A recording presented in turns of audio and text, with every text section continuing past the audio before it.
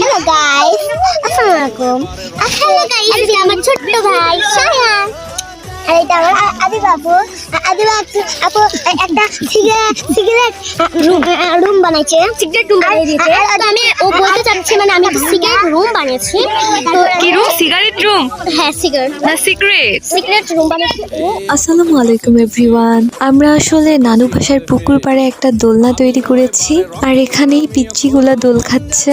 প্রথমে শেফা দোলনায় উঠেছিল, এখন শায়ানকে দোল দেয়া হচ্ছে, এরপর আদিবাকে দোল দেয়া হবে। আদিবার দোলনায় উঠে চিল্লানিটা শুনি।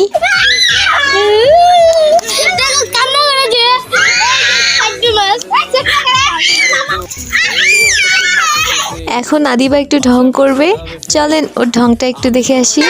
আমি তোমাদের সাথে শেয়ার করেছিলাম সবারই ভিডিও, তখন আমাকে ওরা মজা করে তুলছে। আমি বুঝতেও পারিনি এতটা হবে বন্ধুরা। আমাকে ওরা মজা নিচ্ছে, এটা খুবই কষ্ট লাগছে আমার। আজ এ পর্যন্তই। সাবস্ক্রাইব।